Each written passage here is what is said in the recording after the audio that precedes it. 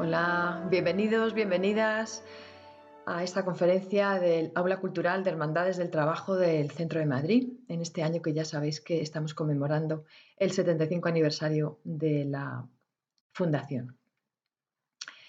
Bueno, hoy, como ya sabéis que me gusta mucho hablar de literatura escrita por mujeres, hoy os traigo un clásico de la literatura universal, que es este libro, Middlemarch, de George Eliot.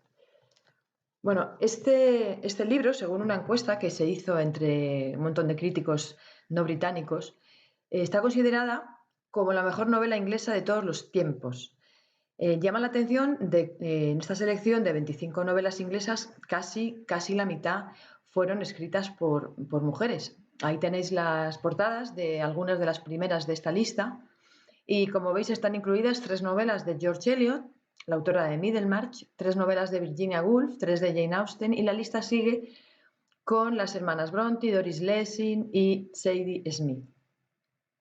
Posteriormente, en enero de 2007, un libro llamado el Top 10 de la literatura colocaba a Middlemarch en el número 10 de su lista de los 10 mejores libros de todos los tiempos, basándose en las votaciones de 125 escritores.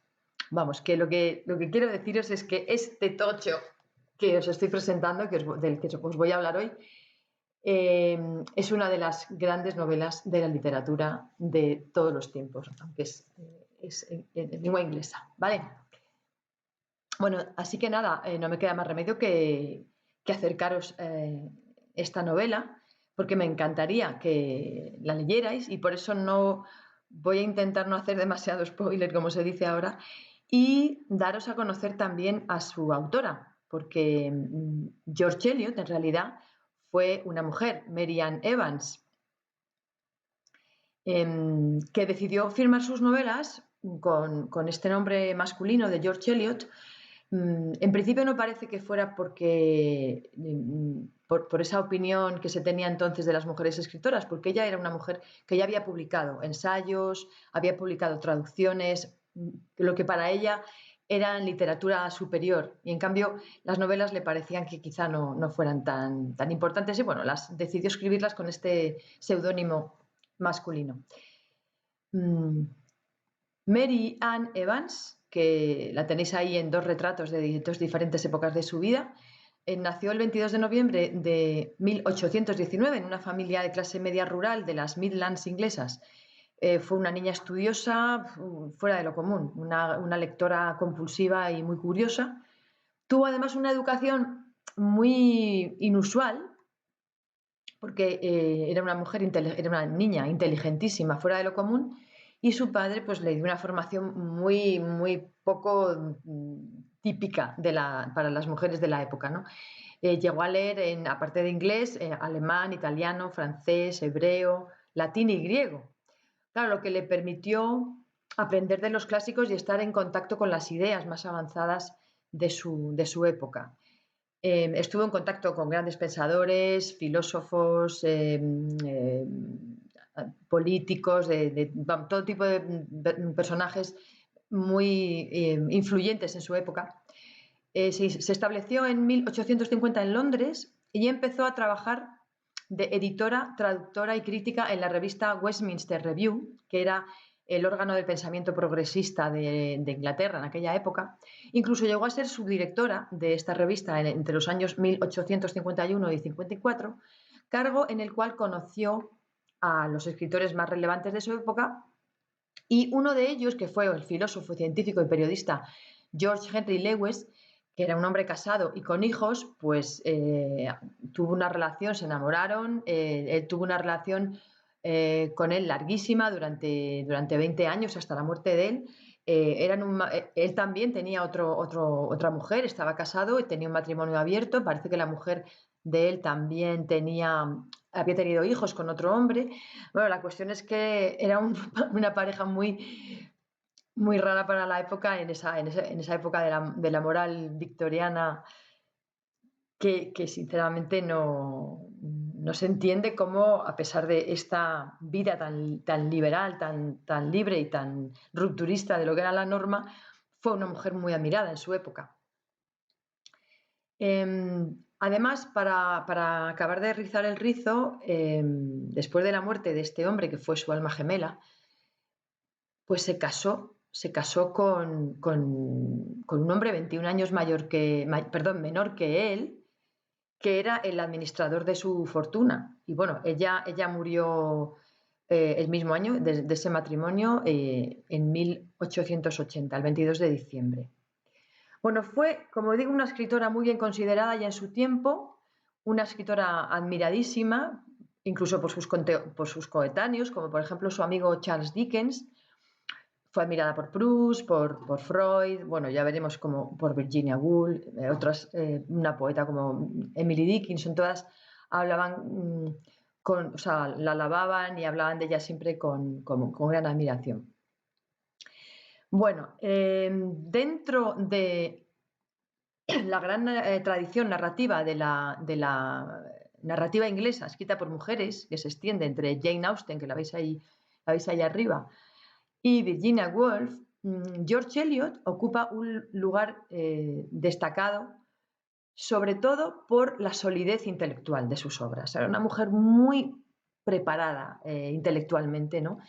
Y eso se nota en la solidez intelectual de sus obras, fundamentalmente en esta novela de Middlemarch, que Virginia Woolf definió como una de las pocas novelas inglesas escritas para adultos, que enseguida veremos el porqué de esta afirmación.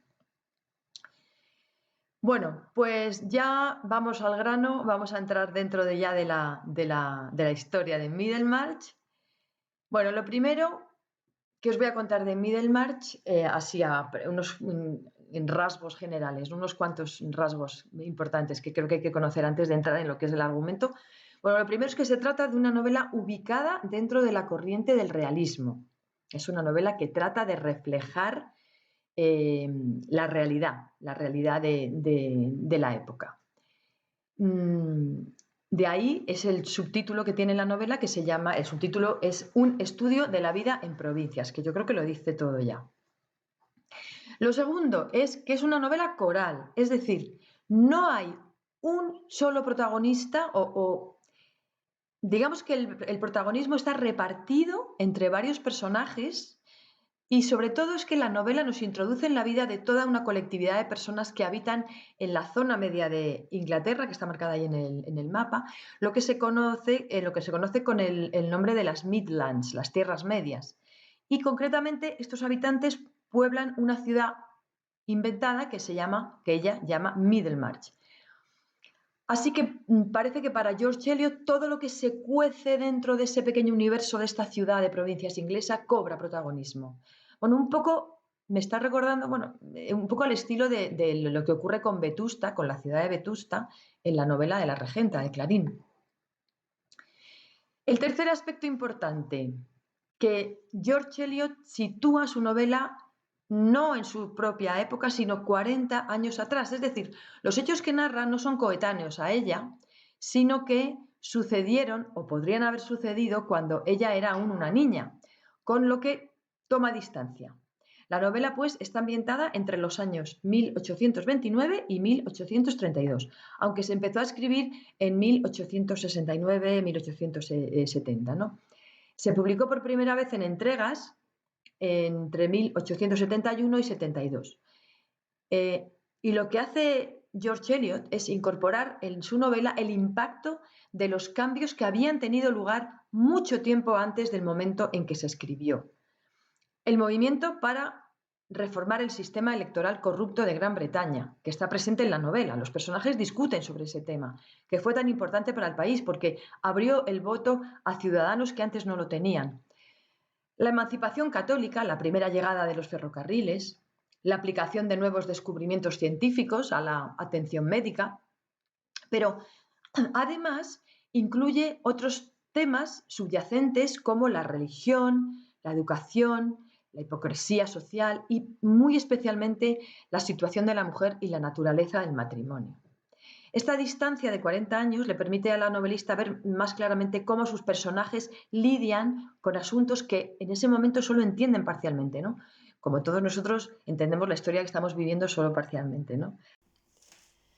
Bueno, ¿y qué es lo que nos cuenta George Eliot en Middlemarch. Bueno, pues no hay una sola línea argumental definida, sino una serie de tramas, una maraña de tramas, como veis ahí en la imagen, con líneas argumentales paralelas que se unen al final sin dejar un solo cabo suelto. Y a través de estas tramas, de esta variedad de personajes, pretende mostrarnos como en un espejo la sociedad de su época en un contexto de provincias. Pretende sobre todo ahondar en las vidas de esos personajes para poner en cuestión situaciones injustas de esa época, modelos de relaciones amorosas que dominan en la época, el modelo de matrimonios, pone en cuestión el estereotipo femenino ideal, construido por los hombres y asumido por la mayoría de las mujeres, y se pone en la piel de aquellas mujeres que no se sienten cómodas dentro de ese estereotipo. Bueno, toda la novela está salpicada, repleta de reflexiones que hace la narradora, que es la propia autora, sobre la condición de la mujer en la época. La novela empieza presentando de golpe al personaje de Dorotea. ¿Va a ser Dorotea la protagonista? Pues al principio pensamos que ella va a ser como la gran protagonista de la novela, pero realmente no es. Es una de las grandes protagonistas y lo que ocurre con Middlemarch es que es una novela coral, como he dicho al principio, ¿no? Con muchos personajes y muchas tramas, pero lo que sí está claro es que las historias más importantes giran en torno a 3 parejas que vamos a ver a continuación. Bueno, la primera pareja es la que está compuesta por Dorotea Prue y el señor Edward Casaubon. Dorotea es una joven de 19 años, muy guapa, que vive junto con su hermana pequeña Celia en casa de su tío, el señor Brooke, que las adoptó cuando quedaron huérfanas de pequeñas. Bueno, Dorotea está claro desde el principio que no es la típica mujer ociosa y burguesa de la época, sino una persona idealista, comprometida con planes para ayudar a los más desfavorecidos de su localidad, ¿no? Se debate entre las grandes acciones, los ideales espirituales y la realidad de su puesto en la sociedad, del lugar que ocupa en el mundo. Esto se ve desde el inicio de la novela, cuando planifica, junto con el joven Sir James Chetham, el diseño de unas casas decentes para los trabajadores de las fincas. Os voy a leer la cita para que veáis lo que dice Dorotea. Creo que estaría justificado sacarnos a latigazos de nuestras hermosas mansiones a todos los que permitamos que los arrendatarios vivan en esas pocilgas a las que llamamos casas. Su existencia podría ser más feliz que la nuestra si sus viviendas fuesen verdaderas casas dignas de seres humanos a los que exigimos que cumplan con sus deberes y de los que esperamos afecto. Bueno, como veis, Dorotea es una especie de filántropa. Ella está deslumbrada por el conocimiento, por la erudición, por los saberes. Esta forma de ser de Dorotea la lleva a interesarse por un hombre que es clérigo religioso, un hombre casi 30 años mayor que ella, que es Edward Casaubon, tenéis ahí. Dorotea, a pesar de que muestra su rebeldía ante lo que se espera de una joven de la época, sin embargo, al final tiende a pensar que tiene que estar bajo la tutela de un hombre. Y si es un hombre mayor, erudito, con propiedades, eso pues mejor.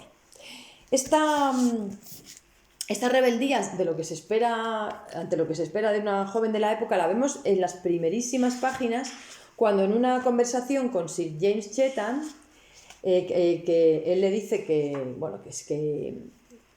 por qué no monta a caballo como todas las mujeres de la zona, de su propia clase, ¿no? Entonces ella se revela y le dice: ya ve usted hasta qué punto discrepamos, Sir James. Yo he decidido que no debo ser una excelente amazona y por tanto no me ajustaré nunca a su ideal femenino. Esta es la primera vez que vemos esa afirmación de Dorotea de que no quiere ajustarse al ideal femenino, pero que luego, sin embargo, nos va a decepcionar, ¿no? Porque al final va a casarse. James Chetham parece muy interesado en Dorotea al principio. Todos pensamos que van a acabar relacionándose ellos dos, pero a ella no le interesa más que como amigo o como marido para su hermana, ¿no?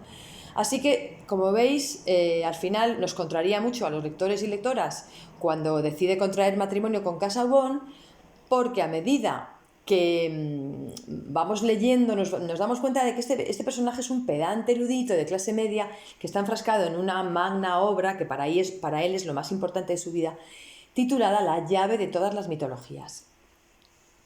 Dorotea busca realizarse compartiendo la vida intelectual de su marido, pero después de una desgraciada luna de miel en Roma, experimenta la frialdad de él hacia los deseos y ambiciones de ella, ¿no? Poco a poco se va dando cuenta de que ese gran proyecto en el que trabaja su marido está condenado al fracaso y sus sentimientos hacia él se convierten en decepción. En ese viaje a Roma, Dorotea traba buena amistad con este otro personaje que veis ahí, que es Will Ladislaw, un joven primo de Casaubon, y rápidamente los lectores veremos la afinidad que hay entre Dorotea y Will. Él es un artista, un idealista, un espíritu libre, con don de palabra, no tiene propiedades porque su madre se casó con un músico pobre y fue desheredada por la familia. Pero él jamás busca sacar provecho de su primo y ya digo que desde el primer momento hay entre Dorotea y Will una atracción, ¿no? Casaubon no le quiere mucho porque bueno, es joven, guapo, inteligente, y sospechando que Ladislao pretende seducir a Dorotea para acceder a su fortuna, le cierra las puertas de su casa. Bueno, no quiero avanzar más en esta trama argumental porque no quiero, como he dicho antes, hacer spoiler, porque lo que me interesa es que os animéis a leerla. Solo diré que la tensión sexual que se produce por la imposibilidad de esta relación entre Dorotea y Will se mantiene a lo largo de la novela. Los lectores sabemos lo que Dorotea no quiere admitir, que ese amor está ahí, que Will es su media naranja, aunque ella se niega a aceptarlo incluso después de quedarse viuda. La segunda pareja. Bueno, la segunda pareja es la del médico idealista. Es una especie de alter ego de Dorotea. Es un personaje muy parecido en algunos aspectos a Dorotea en sus afanes filantrópicos, digamos, ¿no? Que se llama Tertius Lydgate, y la relación con la bella joven Rosamond Vincy, que es hija del alcalde y belleza oficial de la ciudad. Prototipo de mujer perfecta en la época. Tertius Lydgate había llegado a Middlemarch con avanzadas ideas reformistas en materia de sanidad y se ofreció como voluntario a trabajar en el hospital, cosa que le pone en contacto con el financiero de la localidad, que es el señor Bulstrode, un personaje que tiene inclinaciones filantrópicas, pero que a la vez es un fanático religioso con un pasado oscuro. Todo lo relacionado con Bulstrode lo veremos a partir ya del último tercio de la novela. Es una trama que queda ahí, de la que no os voy a hablar porque es imposible hablar de todo, para el final. Bueno, Rosamond es sobrina de Bulstrode y ella ya ha dicho que es la belleza oficial de la ciudad, prototipo de mujer ideal. Lydgate, a pesar de que al principio se relaciona mucho con Dorotea y considera a Dorotea muy deseable por su belleza y por su personalidad, sin embargo la descarta porque dice que no miraba las cosas desde el ángulo femenino adecuado. Y entonces decide que es Rosamond la mujer ideal, la pareja perfecta. ¿Y qué dice Lydgate? ¿Qué es lo que busca en una mujer? Dice: la señorita Vincy poseía exactamente la clase de inteligencia que uno desearía en una mujer. Perfecta, refinada, dócil, prestándose a colaborar en todas las cosas delicadas de la vida y encerrada en un cuerpo que expresaba todo eso con vigor. Lydgate pensó que si llegara a casarse alguna vez, su mujer tendría el suave resplandor y la característica feminidad que debe colocarse en la compañía de las flores y de la música. Esa especie de belleza que era virtuosa y que estaba moldeada únicamente para las más puras y delicadas alegrías. Ese es el prototipo de mujer de Lydgate, con lo cual parece que Rosamond responde a ese prototipo. Rosamond se fija en Lydgate atraída por otras cosas, como una supuesta conexión aristocrática, y que piensa que va a ser un buen partido, porque es médico y que piensa que va a ser un buen partido, ¿no? Sin embargo, existen muchas diferencias entre el egocentrismo de ella, su carácter frívolo y el carácter filantrópico, idealista de él, ¿no? Así que no les auguran una relación, un matrimonio feliz, ¿no? Hay que decir, por si no lo he dicho antes, que en esta novela los personajes principales se casan al principio. Al revés de lo que ocurre con las de Jane Austen, ¿no? Si Jane Austen es la novelista del noviazgo, la que nos narra los noviazgos, George Eliot en Middlemarch nos narra los matrimonios y lo que ocurre después, ¿no? Tenéis ahí en la imagen también otra vez a Ladisla. Diréis, ¿por qué está también aquí? Bueno, pues porque Will es muy amigo, se hace muy amigo de Lydgate y también de Rosamond, y entonces acude mucho a su casa, está con ellos mucho, comparte momentos. Rosamond además toca el piano y canta, y a él le gusta mucho tirarse ahí en la alfombra, en el salón, y escucharla a ella tocar y luego tener un coloquio, una charla con ellos, ¿no? Bueno, vamos a la tercera pareja, que es, ya digo que con estas tres parejas se culmina lo que es las tramas centrales, ¿no? de la novela. Bueno, la tercera pareja está formada por Fred, que es el hermano pequeño de Rosamond, un universitario incansable y algo irresponsable, que está destinado a regañadientes a trabajar en un puesto eclesiástico.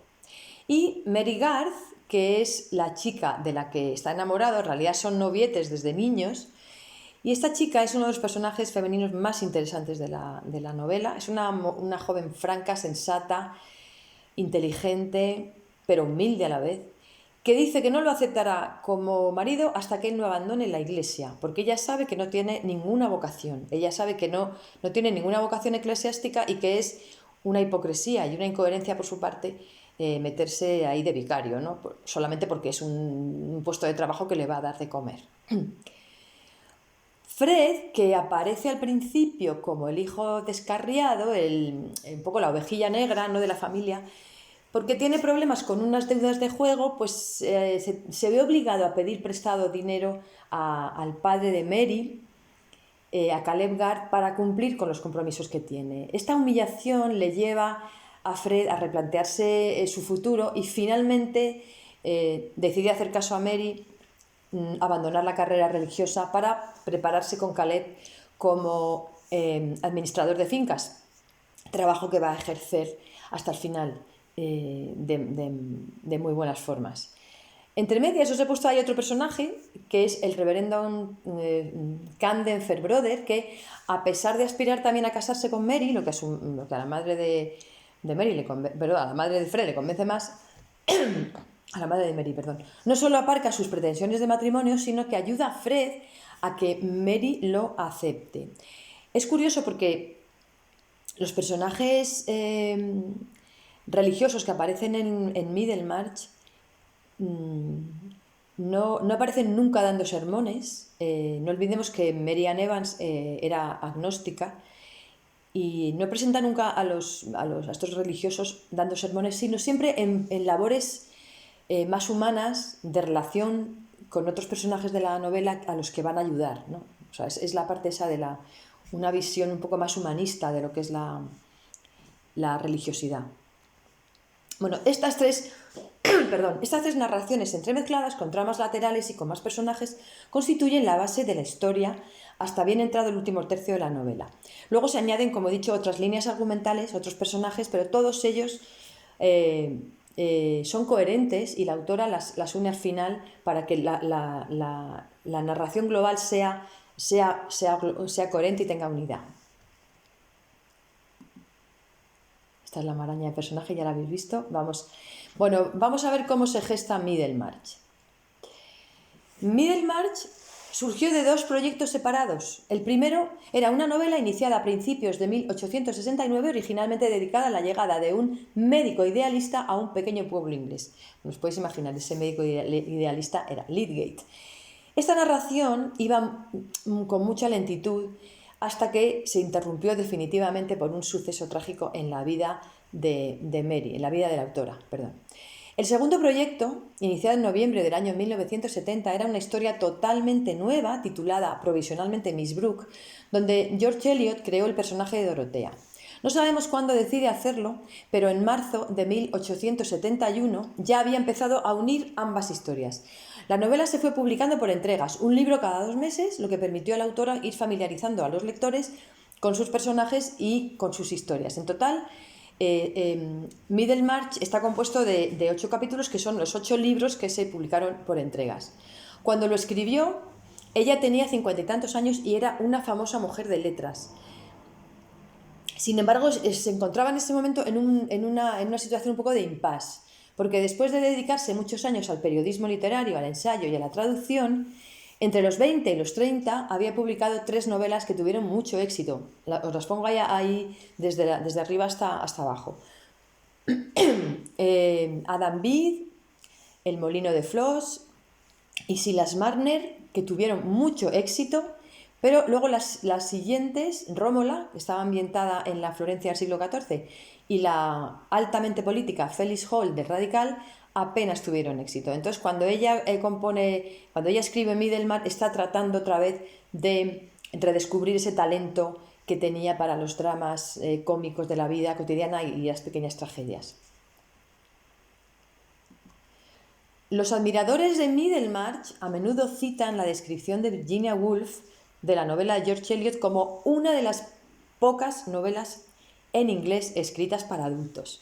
Pero, ¿qué es lo que quiso decir Virginia Woolf con esta afirmación? Bueno, seguramente Virginia Woolf estaba pensando en la forma en la que se narra la novela, la sutileza y la perspicacia con la que la novelista descubre las motivaciones de sus personajes.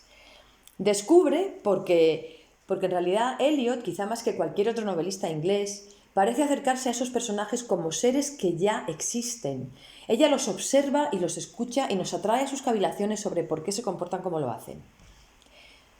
Middlemarch es una novela para adultos porque realmente reconoce las complicaciones de la motivación humana. Ningún personaje es bueno del todo ni malo del todo. Ella trata de ahondar en esas motivaciones humanas que nos llevan a actuar, a comportarnos de una forma o de otra.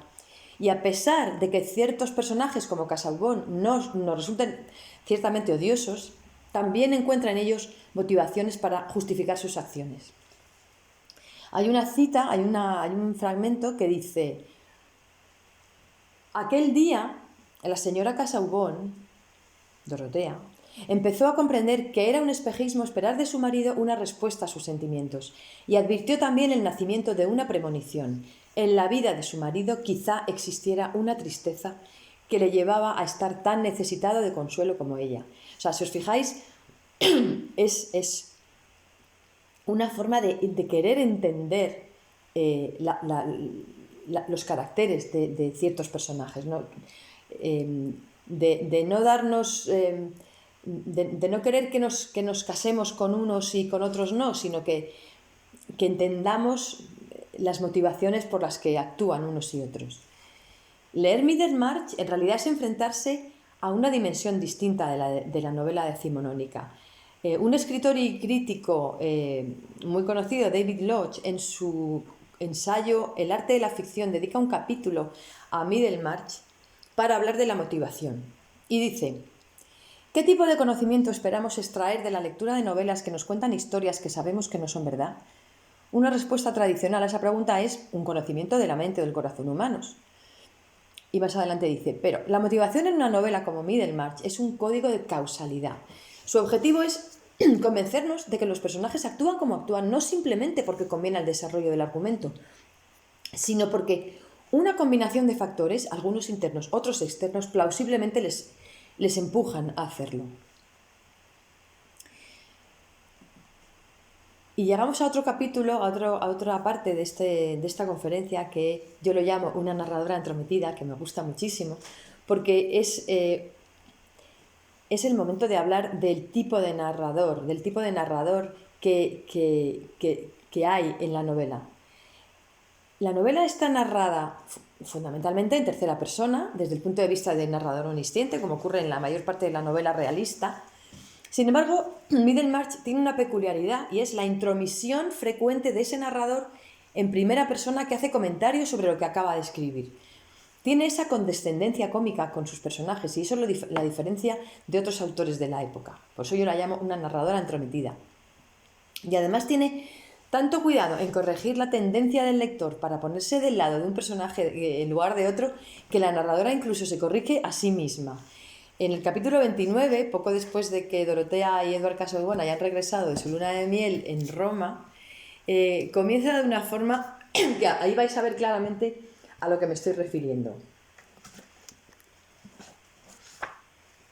Perdón. Cierta mañana, varios días después de su llegada a Lowick, Dorotea... Pero, ¿por qué siempre Dorotea? ¿Era su punto de vista el único posible en relación con aquel matrimonio? Protesto de que se dedique todo nuestro interés, todo nuestro esfuerzo de comprensión a las jóvenes epidermis que parecen lozanas, a pesar de las dificultades, porque también ellas se marchitarán y sabrán de las penas más maduras y más corrosivas que estamos contribuyendo a descuidar. Bueno, ya veis ahí que ella, como autora, se entromete para opinar sobre lo que ella misma acaba de escribir o está escribiendo en ese momento, ¿no? En otro momento, vuelve a mostrar su compasión por Casaubon, por ser un hombre que con todo su saber no disfrutaba de la vida. Y dice así: por mi parte, reconozco que el marido de Dorotea me inspira una gran compasión. En el mejor de los casos, es un destino incómodo ser lo que llamamos una persona muy instruida y no disfrutar con ello. Presenciar el gran espectáculo de la vida sin librarse nunca de una subjetividad pequeña, hambrienta y temblorosa. No dejarse nunca poseer plenamente por la gloria que tenemos delante de los ojos. No lograr nunca que nuestra conciencia se transforme con entusiasmo en la intensidad de un pensamiento, en el ardor de una pasión, en la energía de una acción, y ser siempre erudito y poco inspirado, ambicioso y tímido, escrupuloso y corto de vista. En otro momento, también dice sobre Lydgate y Rosamond, dice: pobre Lydgate, o debería decir, pobre Rosamond. Cada uno vivía en un mundo del que el otro no sabía nada. Entre ellos existía ese total desconocimiento de la trayectoria mental del otro que es sin duda posible incluso entre personas que piensan de continuo la una en la otra, ¿no? En fin, que el lector que toma partido siempre tropezará, ¿no? Porque George Eliot nos va siempre a desmontar nuestra opinión. El crítico Ernesto Ayala Diz, en un artículo publicado en El País titulado La ética y la compasión en Middlemarch, dice: la comprensión significa también compasión, la que siente la heroína de la novela por la gente que la rodea y la que siente George por sus personajes. No hay lugar para los efectos sentimentales, tan propios de Dickens. Hay sí una milimetrada descripción de los sentimientos escondidos, solapados, una densa red de relaciones humanas en la pequeña ciudad de provincias, donde se desarrollan los hechos. Y la densidad de lo cotidiano, lo real de la sociedad victoriana de entonces. Así, George Eliot observa la vida, ese trajinar de existencias ajenas a las que hay que entender y escuchar. Hasta aquí es lo que dice Ernesto Ayala Diz. Bueno, hay una parte que a mí me interesa mucho de la novela, que es todo lo relacionado con la mujer. Yo creo que Middlemarch es una novela feminista, aunque es sutil en su forma de expresar su visión de la mujer, porque nos va trasladando sus opiniones a cuentagotas y sobre todo a través de lo que nos cuenta sobre las relaciones de pareja. Pero va destilando ahí poco a poco gotitas de frases que nos hacen pensar que realmente ella estaba muy, muy preocupada por la condición de la mujer en su época. Yo hablo de la frustración, de los anhelos y las frustraciones de las mujeres de Middlemarch. Yo creo que el mayor ejemplo de frustración aparece con claridad en Dorotea. Ya desde el principio hemos visto que ella afirma su voluntad de no someterse al ideal femenino, a pesar de que luego se casa con Casaubon y se somete un poco a sus conocimientos, a su erudición, ¿no? Ella siempre parece que está debajo y él está ahí encima, ¿no? Claro, eso se ve también en una cita en la que le dice a su tío, cuando quiere casarse con Casaubon, el tío le dice que quiere disuadirla porque le parece que no le va a Dorotea, ¿no? Un hombre tan mayor. Y sin embargo ella contesta, no me agradaría un marido de edad muy semejante a la mía, me gustaría que estuviera por encima de mí en discernimiento y en todas las ramas del saber. Por eso queda patente la frustración de Dorotea después del viaje de novios. Todos esos anhelos que tiene, todas esas ideas se le derrumban por completo porque es una experiencia que la marca completamente. Y claro, ella que tiene tantas ganas de colaborar con su marido en sus investigaciones, en su magna obra, se da cuenta de que la realidad de su condición de mujer, y además de mujer de clase alta, se lo impide.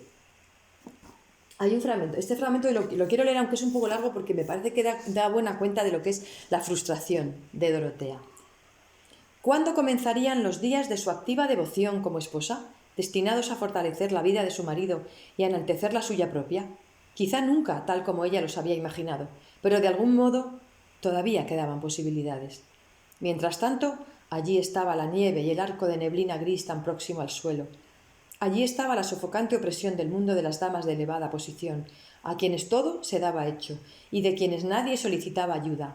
Un mundo en el que el sentimiento de proximidad, con una existencia fecunda y múltiple, solo podía conservarse dolorosamente como una visión interior, en lugar de venir de fuera con exigencias que dieran forma a sus energías. ¿Qué tengo que hacer? Lo que te apetezca, querida mía. Esa había sido su breve historia, desde que renunció a las lecciones matutinas y a los ejercicios con ritmos estúpidos en el odiado piano. El matrimonio, que había de guiarla hacia ocupaciones valiosas y urgentes, no la había rescatado aún de la libertad opresora de las mujeres de posición. Ni siquiera había llenado su tiempo libre con la alegría reflexiva de una ternura sin cortapisas. Su juventud lozana y palpitante se encontraba allí en una prisión moral que se identificaba con el paisaje gélido, incoloro y limitado, con los muebles empequeñecidos, los libros jamás leídos y el ciervo espectral en un mundo pálido y fantástico que parecía estar desvaneciéndose bajo la luz del día. Bueno, y frente a esta reflexión de Dorotea, ¿qué esperan los hombres de la mujer con la que aspiran a casarse, ¿no? Bueno, tenemos ahí mismo la de Casaubon sobre su matrimonio, en estilo indirecto libre, ¿no? La autora pone en boca del personaje unos pensamientos que dan buena cuenta de lo que era el matrimonio. Y luego dice, la providencia en su bondad le había proporcionado la esposa que necesitaba, una joven modesta, desprovista de ambición y con los talentos peculiares escasamente críticos de su sexo, siempre tendría por poderosa la inteligencia de su marido. Voy a leeros un fragmento corto de una de las reflexiones que hace Will para que veáis un poco la idea, a pesar de que Will es un personaje bastante abierto, no es tan tradicional en su forma de pensar, y sin embargo mirad lo que dice sobre su admiración por Dorotea. Dice, bueno, lo dice la narradora, perdón. Dice, en un primer momento la admiración de Will por Dorotea estuvo acompañada por una helada sensación de lejanía. Un hombre raras veces se avergüenza de sentir que no le es tan fácil amar a una mujer cuando descubre cierta grandeza en ella, puesto que la naturaleza ha reservado la grandeza para los hombres. O sea, es fuerte.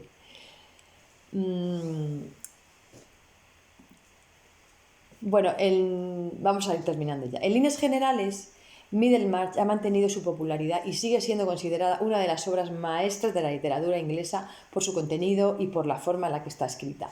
La inteligencia con la que refleja el contexto social del momento, el cariño y la comprensión que muestra hacia sus personajes, la complicidad con las mujeres desde la mirada de una mujer que rompió moldes en su época, que hizo lo que ninguna hacía, ¿no? La inteligencia que tiene para unir todas las tramas argumentales al final y no dejar un solo cabo suelto, ¿no?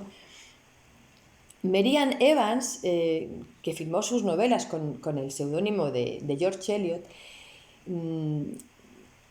en realidad pensaba que la novela era un género menor, por eso no quería firmarlas con su auténtico nombre, ¿no? Sin embargo, a pesar de esa idea, acabó convirtiéndose en una de las más reputadas novelistas de todos los tiempos. Demostró que una mujer, si se lo proponía, podía ser dueña absoluta de su destino. Quería ser escritora y fue escritora. Quería vivir libremente y vivió libremente. Quería amar a quien le diera la gana y lo hizo. Rompió todos los moldes de la época victoriana y vivió una vida plena, dedicada en cuerpo y alma a su gran pasión, que era la escritura. Y aunque ella no militó nunca en el feminismo político, apoyó con palabras y con dinero varias iniciativas para la educación de la mujer. Sus novelas fueron una experiencia definitiva para muchas mujeres de su época. Un siglo después, sus personajes femeninos, llenos de ese deseo de tener una vida plena, acorde con sus capacidades, fascinaron a mujeres escritoras como Simone de Beauvoir o Virginia Woolf. Así que nada, yo espero que hayáis pasado un buen rato conociendo a Mary Ann Evans George Eliot, la mujer que supo retratar como nadie la sociedad de su tiempo, y que os animéis a leerlo porque creo que me lo vais a agradecer. Bueno, pues muchísimas gracias por escucharme como siempre, espero no haber sido un poco pesada y hasta la próxima. Adiós.